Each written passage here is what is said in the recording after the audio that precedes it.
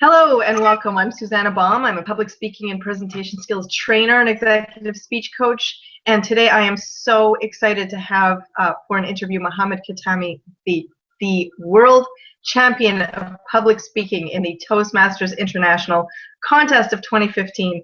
Mohammed, welcome and thank you so much for joining me for this interview. Thank you, Suzanne, for having me. Okay, so what I'd like to do today, I would love to hear more about what happened to you and how you prepared for this World Championship of Public Speaking. And you know, before I say any of that, I have to say congratulations, because that is a massive accomplishment that is not easy, and it's a tremendous amount of work and a tremendous amount of very, very strong competition that you went up against, and you were ultimately crowned the World Championship. So I do want to hear about the process you went through from start to finish of where you were before and how you came to Toastmasters into this contest, and basically learn a little bit about you, and maybe you can share some of the secrets and the tips and the tools that you've learned about public speaking along the way, and that you've learned about how to really put together a really strong structured presentation. Does that sound good? All right. Yeah, that sounds good. I'll tell you how I started from my childhood, and actually each part of this story will kind of teach, or I hope it teach the people something that they can take home. I was born and raised in Saudi Arabia. Ever since I was born, I actually did not speak until the age of 6, and when I started speaking, I had a really bad stuttering problem. It caused me to avoid people, to avoid contact, to not have any friends. I used to just be school, home, school kind of kid, you know. And my biggest fear is just I was afraid to open my mouth and people would laugh at me, would call me names, and would make fun of me. And so I kind of avoided that altogether. You see, I had an option, like whether I have to do something about it, I can face it, I can fix it, or I could just accept it and live my life as it is. And as a child, that's exactly what I did. And that took me about 15 years. Wow. Until I started like high school. So you can imagine that I've kind of wasted like about 15 years of my life taking the wrong choice, or choosing not to face my fear, or actually just to think that I'm not really strong enough to do it. Now, when I joined high school, a friend of mine who was actually a teacher at the time, and he noticed me from the first time I walked into the school, and he said, "You know what? You're really bright. You're really smart, but you don't talk much." And I remember that I was too shy to even say anything. I wrote my answer on a piece of paper, and I showed him that piece of paper, and I said, "Just read it, you know." And it says, "I can't really talk because I stutter." And he looked at it and said, "You know what? That's okay. You have a fear. You want to beat that fear? Face it. Chase your fear, and it will go away." How? Well, you have a fear of speaking even one-to-one.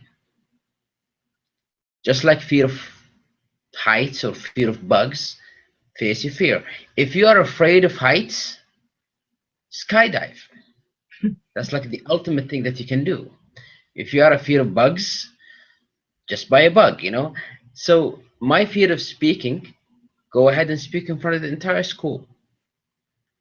I doubted his idea, but I said, you know what? It's worth a trial. So I did. And the entire school laughed.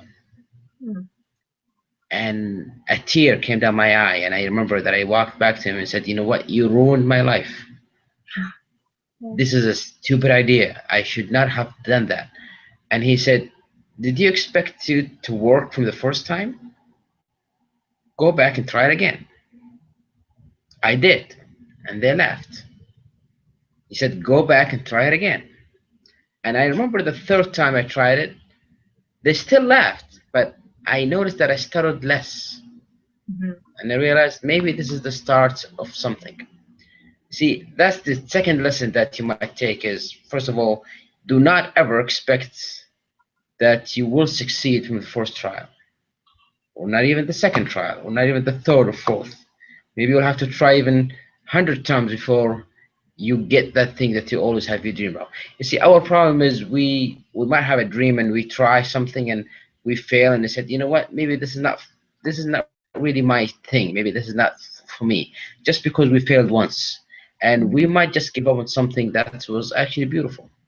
The other lesson that I want people to take is, again, my entire childhood I kind of avoided people, and in high school I was met with this guy who actually believed in me, who actually did not see obstacles, but he saw opportunity. Surround yourself with this kind of people. You know, there's always three kind of people that you might run into your life. The first kind is whenever you have an idea or you have a dream, they always say, yeah, maybe this is too hard, or maybe this is impossible, or maybe you cannot do it. This is the poisonous people that you have to avoid. The second type of people is the kind of people who said, well, yes, you can do it, but you need to do this first and that and this and that. And they kind of put a lot of obstacles just because they're trying to be cautious. You need this kind of people, but not now. What you need is the third kind of people who, whenever you tell them an idea or a dream, yeah, of course you can do it. Why not? Go ahead, you know. The reckless kind of risk-taking people. You need them at the beginning to push you forward. So anyway, so I finished high school. I joined, and then I went to college in the United States. And from from the story that I just told, that I noticed that every time I go into the stage, I stutter less. Every time I stay away from it, the stuttering just kind of comes back. So I just realized that maybe this is my fix. Maybe this is the remedy for the thing that I have. That I always have to throw myself on the stage. I always have to be in front of people.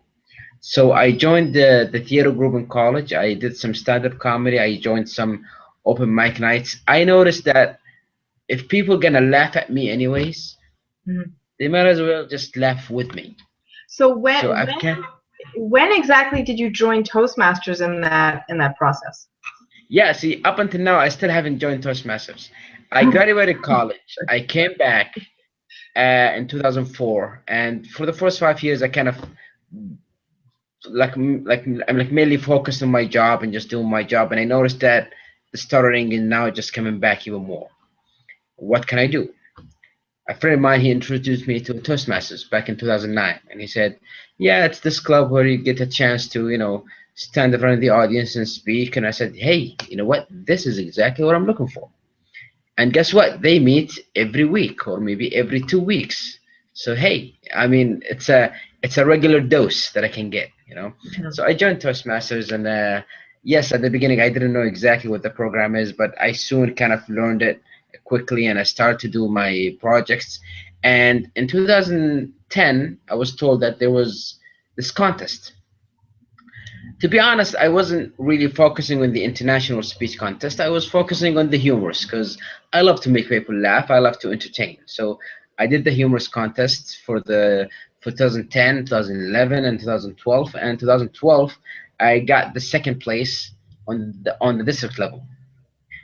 Uh, in 2013, that's when I started to say, you know what, maybe I can do both. So I started to compete in both, and I still did not win. 2014, I still did not win. But why do I keep trying each single year? First of all, I don't look at it as a failure. I look at it as a chance for you to learn something. Every year that I don't make it, I learn why I didn't make it. And I try to avoid it the year after. The second thing is, I do not put the trophy in my mind. If you're the person who's going to compete just to get a piece of glass or a trophy, then you're competing for the wrong reasons. I love to be on stage. I love to entertain people. Like whether I win or not, I put the audience as my first and most important thing when I go onto the stage. And that's what you should do as a speaker. You are not speaking just for yourself. You're not speaking to look good or to show the people, hey, just look at me. You're speaking to give a message. You're speaking to entertain. You're speaking to make the the audience takes something with them. Whether you win or not, that should not be your target. So in 2015, I competed again, both in the humorous and the international. And for the first time on the district level, I get the championship in the humorous level. Mhm. On the international level, I got the second place. And as you know, only the first place qualifies to the finals. And I thought to myself, hey, this is a good year. I've done my best. I've competed against the best, and hey, I got this. I mean, I got the second place. That's actually as good as it gets. Then, 2 weeks before the trip to Vegas, the first place winner, he calls me, and he said, "You know what? I have some family issues. I cannot make it. Can you take my Wow. place?" So that was my chance. And a lot of people actually said, wow, the second place on the districts actually wins the international title. Again, nobody can judge how good you are except yourself. You challenge or put yourself against who you run against. So I thought to myself, you know what? If I'm going all the way to the finals, let me just give it the best I can. And again, not to win the trophy, but to give the people a message that I want to give, to entertain. The best feeling that I get in the world is when I just give a speech or whatever, and then leave the stage, and someone meets me outside in and he said, you know what, your speech touched me or changed my Mhm. life. That worth 1,000 trophies, and that what you should actually focus on, and not the trophy itself. So I go to Las Vegas. We do the semifinals, and again, I gave it the best thing that I get because I just want to make the people happy. I just want to give them a message, and I won the first place. I go into the finals. When we do the draw, I was the last speaker, so I get to watch all the other speakers come actually before me. And I still remember I was in the backstage and I was kind of nervous and worried about my like performance. And I saw the first speaker, the second speaker, and they were outstanding. I mean, absolutely astonishing. And I thought to myself, you know what? There is no way you can win. Mhm. There is absolutely no way you can win. Just drop that thought out of your head and just have fun. You're gonna speak to 2,000 people. Just enjoy it. Have fun, make them laugh, give them out, give them that message and leave. So I took the stage not thinking about like winning at all because I kind of just gave up on winning, and my only intention is just to make the people happy and entertain. I'm sorry if I'm talking too much, by the way. No, no, it's a great story. Well, you know what? I do want to come back to. I have a few questions before, but I want to Yeah. come back to what it was like on the day of. But let me park that for a little bit.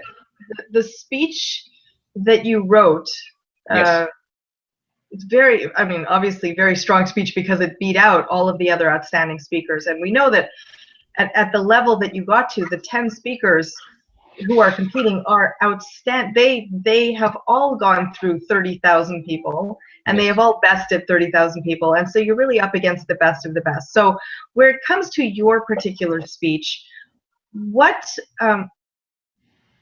how did you start coming up with that idea? How did you create this message? I mean, because when I watched the clip of your speech, there were a lot of different pieces to it. There's obviously your story, which is extremely compelling, of not speaking until you were 6, and then suffering with the stutter, and what you were just talking about before, that you had to find that, or you were lucky enough to have been brought this one person who really did believe in you, who kept pushing you, but at the same time you were the type of person who allowed yourself to be pushed in the right way and to keep trying even though people were laughing and so on. So you have a lot of great pieces of this. How did you choose this topic?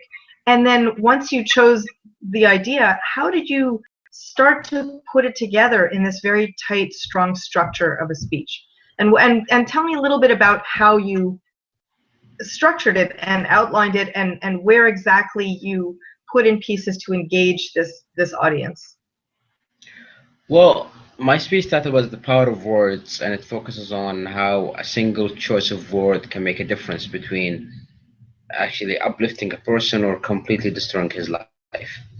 And the story actually came to me of that speech like long time ago, about a year and a half ago, and I was with a friend of mine, outside a building, and he was smoking. And a friend of his, he came in and he started harshly kind of advising him against smoking. And my friend, with a straight face, started to give him all this false information, but the way he actually said it sounded like it was actually true. And to my shock and my, I just, I saw that other friend actually believing everything my friend says.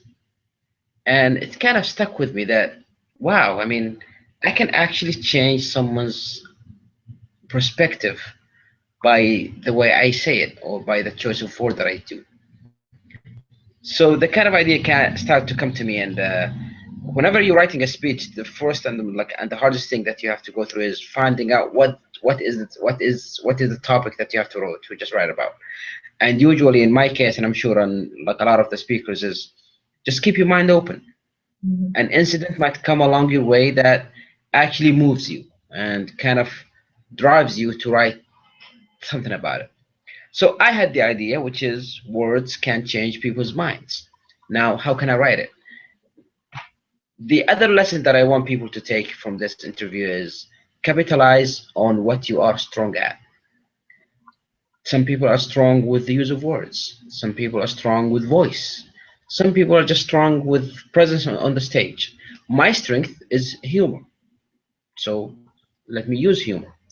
A lot of people say, well, maybe I cannot make my speech kind of humorous. If you can't, then don't. If humor is Mhm. not your thing, don't actually try it. Capitalize on what you are strong at, because that's what will make your speech even a lot stronger. So I start to inject humor in my speech. Uh, the first thing, which is the most important thing in the speech, is how to hook your audience. I hooked my audience with the trying to smoke on the. I mean, like trying to smoke. Like on the stage because it's weird. It's never been done before. It will make people just jump out of the seat to what he's trying to do. So that was my way of catching the audience. Then I started by telling three different stories. The first story is about my child. Second story is about the scientist, and then the third story, which is the really biggest and have like the most impact, is about my friend who died in college. The first two stories I used humor extensively. It was well placed. I did. I mean, it went through a lot of writing until I got the jokes right. Then I don't want to have my entire speech kind of in a humorous side. I want to take the audience in kind of a like a roller coaster, because that's what you want to do. That you, I mean, like you want to make them laugh and you want to make them cry, and then you lift them up again. So this is actually the good technique of a good speaker. So I started with the humorous part, then I told this very dramatic story, very intense. The story did not actually happen to me, but it happened to a friend of mine. He told me the story a long time ago. I was touched by the story, and it kind of like related to the topic that I was writing about. So I used the story. Then I ended my speech, which is again what every speaker should actually do. You have to give your audience hope Mhm. that there is something that they can do, that maybe it's not too late. You see, a lot of speakers might write a speech about famine or about a disaster in this world that happened a long time ago, and you kind of put the audience down with a story that's already been done and the damage has been done and they cannot do anything about it. Mhm. Give the audience hope that they can do something. So I ended my speech by saying, ladies and gentlemen, you have the power. Words is what you as Toastmasters actually do. So you have a chance to make this world a beautiful world. So yes, I start with the humor, and then I bring them down with that dramatic story. Then I lift the spirit up with this kind of hope that yes, you can do something about it. Yeah, I wrote I this think, speech. Yes, yeah, I go ahead. think, no, you know, that the leaving the audience with this forward-facing vision of what could be and where they could fit into this sort of changing reality. I find that a very powerful technique to leave your audience just hopeful and on a high. Yeah. The other thing is, I if you actually if you go on YouTube and you Google the power of words, you'll find an earlier version of the speech when I was competing out on the area level or the middle level. And if you watch that speech and you watch the speech I gave in the finalists, it's completely not the same. I mean, there are a lot of things that I actually changed. And how, uh, as soon as I knew that I'm going to be competing in the finals, I booked myself in every Toastmaster club that I could. And I visited each one of them and I gave the speech. And a lot of people evaluated me. And the lesson I want you guys to take from here is take every evaluation seriously. Mm-hmm. This is your audience speaking to you. And that's what they're saying. We like this line. We do not like this line. Actually, in my speech, I had a I really had a line that I really loved, and it was really close to me because I thought it was a very innovative and very creative. But when I gave that speech like 3 or 4 times in 3 different clubs, a lot of people said, you know what? Maybe you should not say that line. Maybe you should not say that line. Maybe you should not say that line. And even though I loved it, I thought myself it was powerful, but my audience did not think so. Mm-hmm. And if more than one person agree on the same thing, then probably I should not actually use it. So I took that out. Even though Well, I you was know what, really that does bring up a question though, because yeah. the process you have to go through, and I think a lot of people when they get up to your level, they go from club to club, they get coaches, they get mentors, they get the feedback, they practice it. Sometimes you'll get very conflicting evaluations. So what would you have done if, you know, this innovative phrase that you have, if half the people liked it and half of them said, we don't like.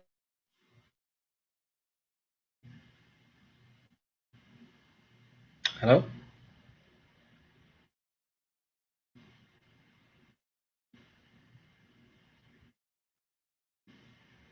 Susan?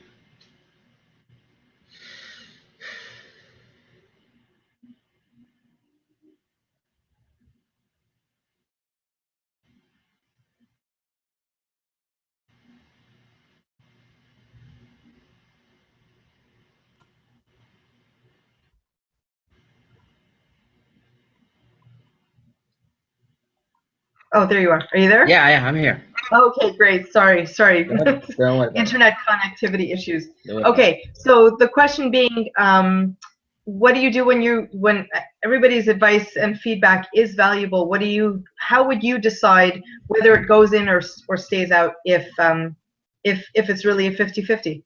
Well, I mean, you have to go with the reason why they say so.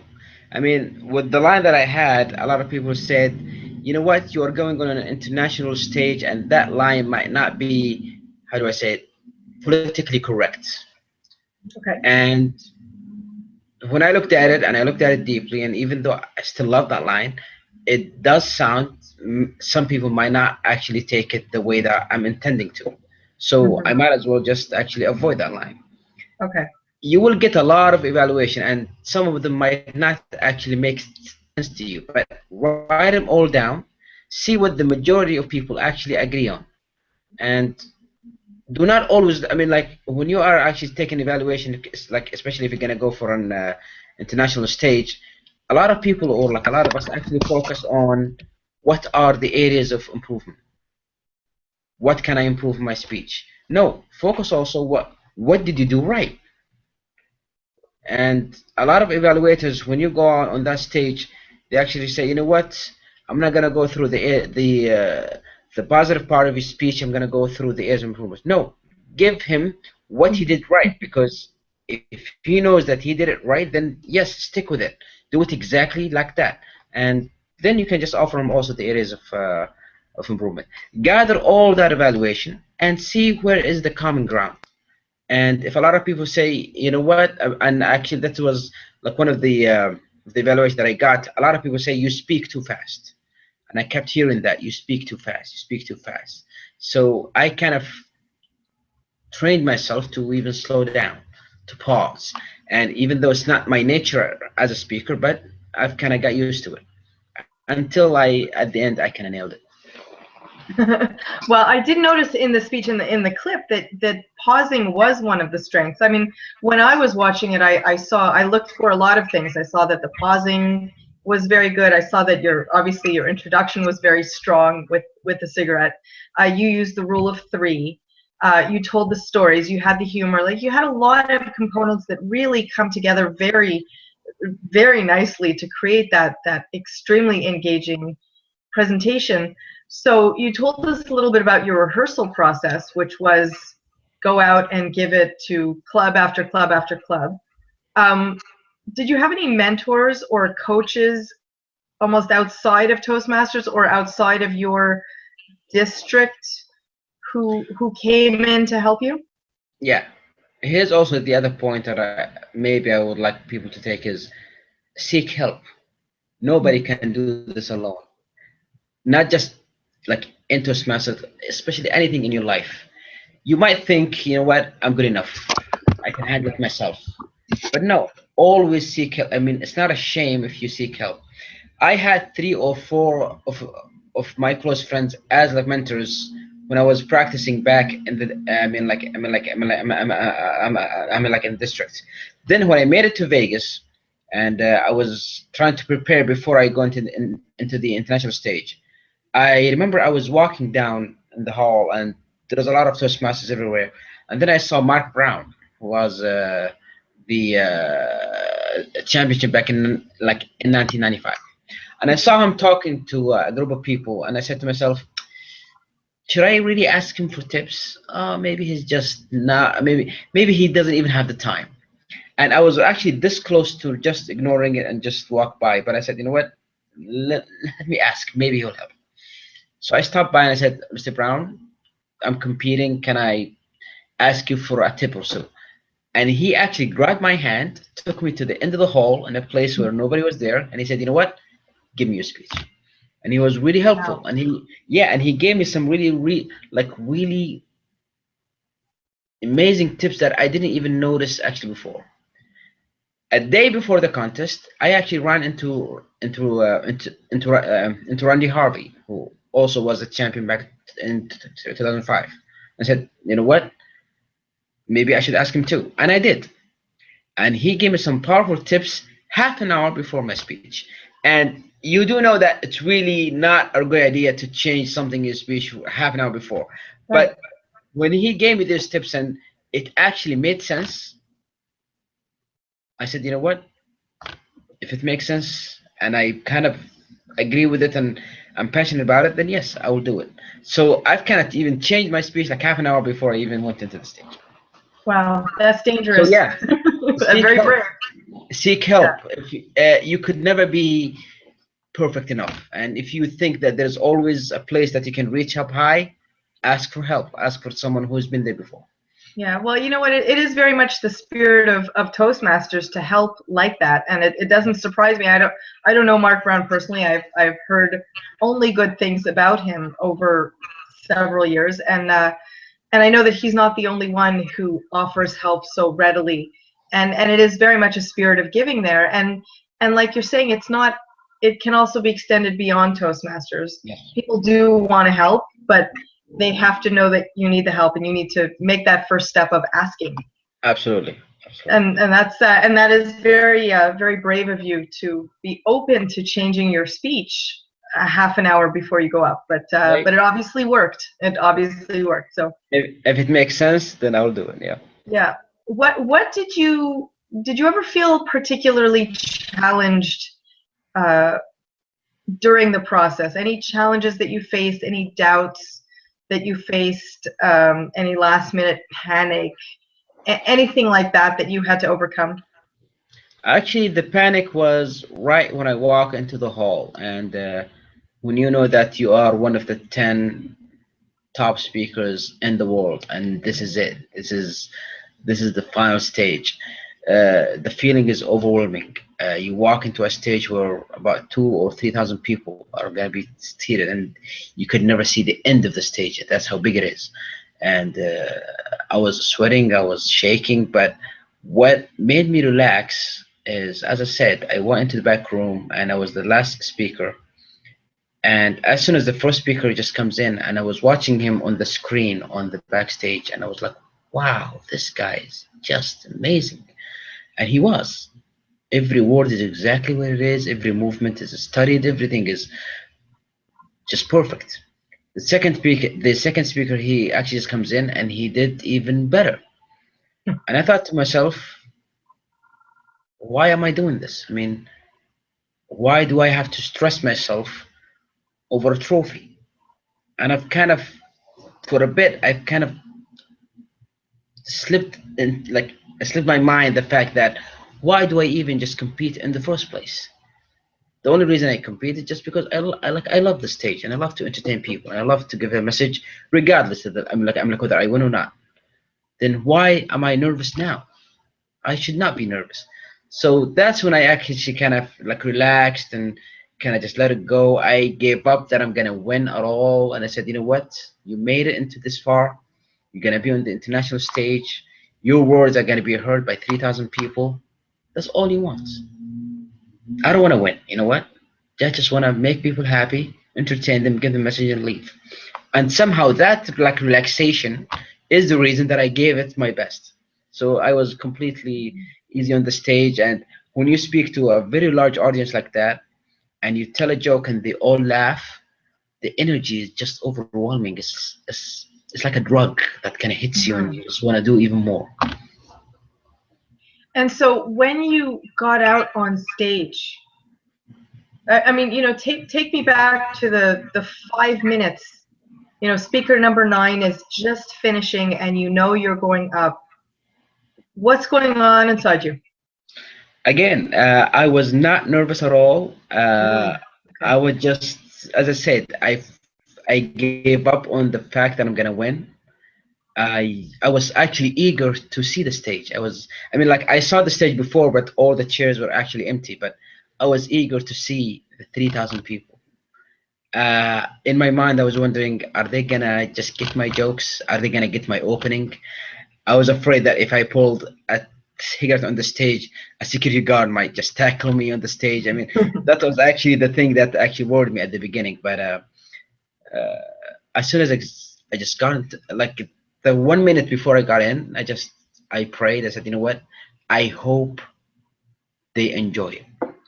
I didn't say I hope I win or I am in the top finalists. I said I hope they enjoy what I'm gonna say. And that's the lesson to like any speaker. Your audience is number one. It's not you. It's not the trophy. It's not how you look or how you sound. It's your audience. Do your performance to make them happy and to make them get something out of it. So I stepped onto the stage. I put the cigarette. I said the what, and the entire hall laughs. And I said, "That's all I want. I got it. You know, I'm happy now." So that happiness kind of pushed me to perform beyond what I kind of imagined that I would do. Well, and so when it was all done, did sometimes even after so many Toastmaster speeches, sometimes they go how you assume, or they go how you wanted, or sometimes they didn't, but it was okay. When you were done, did you think to yourself, that was exactly how I wanted it to go? Or did you feel like, oh, did you forget anything? Did you go off your script?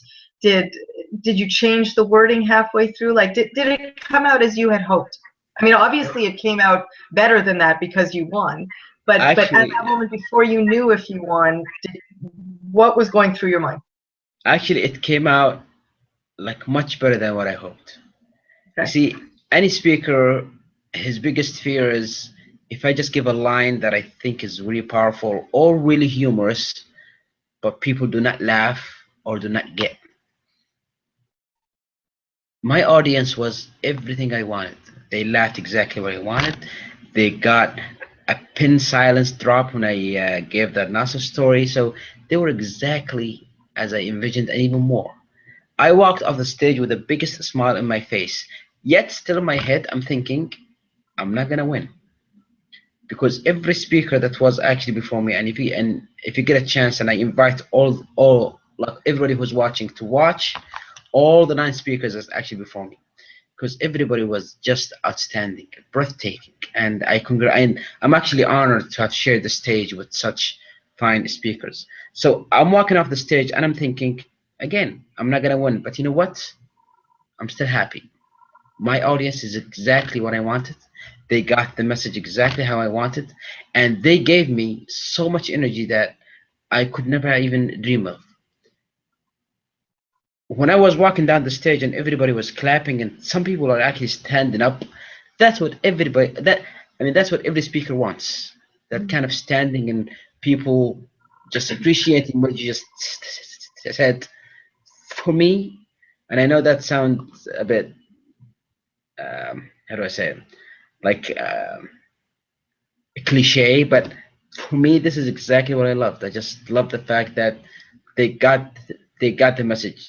I did not even care about winning, and even when I was sitting down and they're announcing the winners, and they announced the third and the second place, and right before they announced the first place winner, I was just actually playing with my phone and texting my wife, just checking on the kids, because in my mind, I'm not gonna win, you know. So I wasn't nervous. I was nothing, and it totally took me by shock when they announced my name.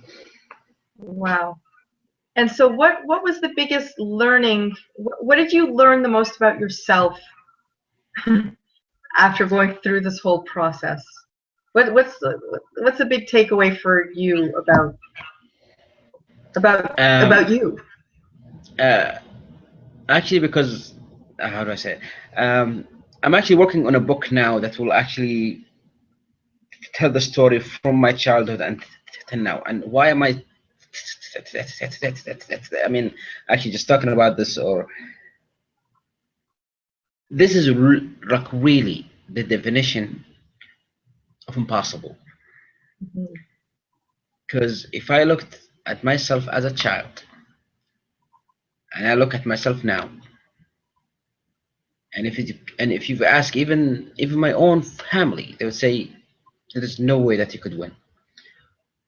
There's no way that he could even make it into the finals. He's a kid who cannot even speak. Mm-hmm. Now he's a world champion. The world, I mean, like the word impossible should be completely scratched from each one of us. It should not be in your dictionary. I wanted to think about that dream that you gave up on because you thought it's too hard, or maybe there's a lot of obstacles, or I'm not really just good enough to get there. I remember that Mohammed Qahtani, the kid who didn't speak until the age of 6, who avoided people just because they laughed at him for stuttering so hard, is the world champion. If that could happen, then just really anything else could happen. So there is nothing impossible. This is what I've learned from this whole experience, that really there's nothing is impossible. And now it kind of opened my eyes to a lot of things that I gave up on as a child just because I thought I could not do. And I said, you know what? If I could do this, I could even I could do even more. And this is what I'm going to do next. So tell me, what is it that you do for a living now? I'm a software engineer. I work for an oil company back in Saudi Arabia. I'm in charge of the um, computer security of the company. Kind of. Do you have to give presentations at work? Actually, no. I mean, I work mostly with computers, but ever since I joined Toastmasters, I've been asked around the company to give workshops and to give educational. I'm like presentations, and I've tried to use everything that I learned in Toastmasters into every presentation that I do, and people started to actually like it. And now, ever since I won, people from even outside the country or even outside the company start to ask me to give outside. Now I have a chance to speak on an international scale Well, audience, and yeah. yes. Well, it's an extremely inspirational story, and as you were talking about it before, you're right. This is, looking at it from the outside, this is a situation that never should have happened, with Yes. someone who didn't speak until he was 6 and stuttered so powerfully, and now here you are, giving a presentation on the power of words and crowned the world champion of public speaking, and it really is the world champion. I mean, it's really worldwide. So I mean, it's an amazing inspirational story that I can fully understand why your story is such an important one to share, and it's an important one. Thankfully, you love the stage to get out there and share this story and inspire other people, because I think that's exactly what it does. So given that, what's your next step? I mean, you're being approached to speak on an international level. So what's the plan now that you've been crowned the world champion and you're getting all of these inquiries and opportunities? What's next for you? Well, I mean, like as I said, it's an inspirational story from what people have told me. They said, you know what, every time we hear your story, like every time we hear your story, it's kind of inspirational, and we want you to actually to talk about it. I hate talking about. I hate talking about myself, because you don't want to come off as someone who's egotist, or condescending, or just look at me and look what I've done. But if it's gonna teach people like a small thing in life, if it's gonna give them hope, then yes, I would like to share my story. I'm starting to write I'm starting to write my own book now, which kind of tells the story of this little child and what he goes through until he wins the championship.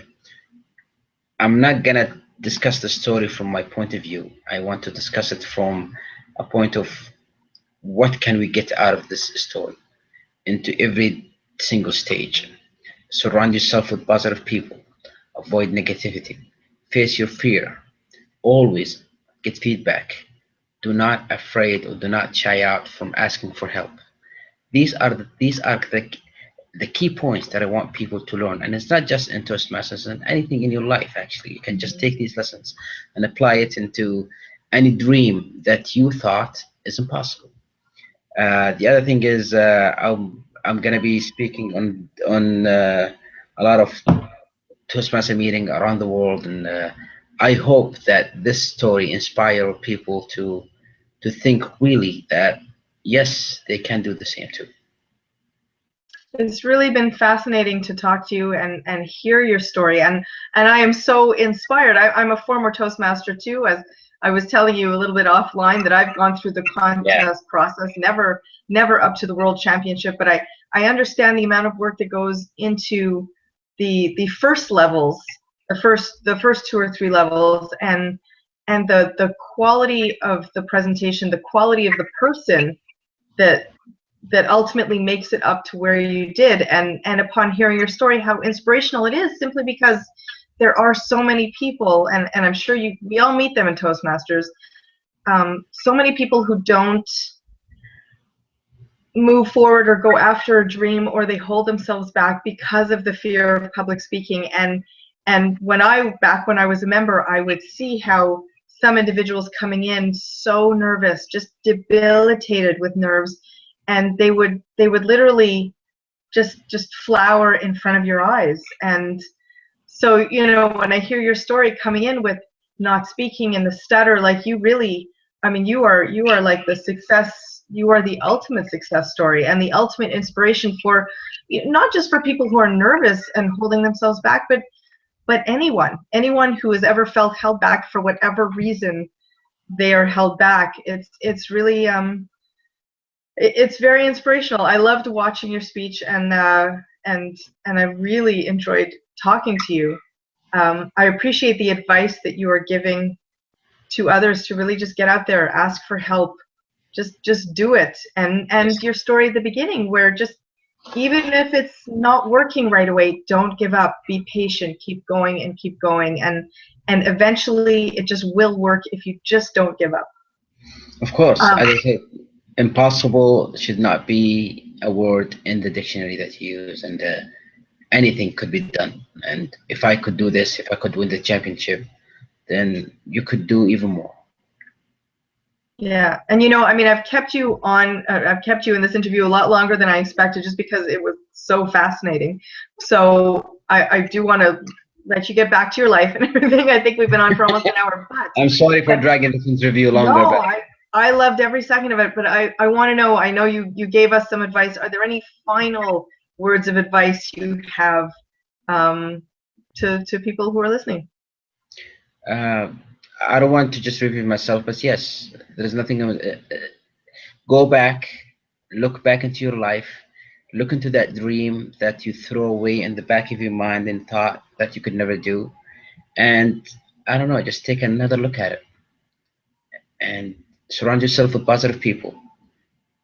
Keep trying. If you fail once, twice, 3 times, 100 times, doesn't mean that this is not for you. It is for you. Nothing is impossible. Ask for help. I'm here to help if you want me to, or anybody else. But at the end, I'm sure you'll make it. And I may just take you up on that help thing. So, Mohammed, it was a pleasure. You know what? And I think some people listening, who end up listening and watching this video, may take you up on that as well. So, listen, I know you are certainly one to watch, and that you'll be hitting the international stages probably sooner than later. And I'm going to keep an eye out for you and stay in touch with you. Thank you so much. And I'm so excited to see where you take this and how you bring this message of inspiration to the world. Well, I mean, when you are the world champion, it's a higher stake. Anything you say could be taken either for you or against you. And I hope that if I can alter a life, change someone's life, save a life by a word that I say, then I'll be more than happy to do it. Good. Well, so far so good. Thank you. You're inspiring people so far so good. So thank you so much for taking the time, Mohammed. Thank you so much for having me, and I'm sorry for dragging this interview longer than what you thought, but no. It was my pleasure to be with you, and I really hope to meet you in person someday. Me too, me too. And it was a pleasure to listen to anything. You did not drag it out for 1 second. It was fascinating from start to finish. So I wish you a great trip back home, and I'm going to be looking out for you, and let's stay in touch. All right, we will. Okay. All right, thank you. Bye.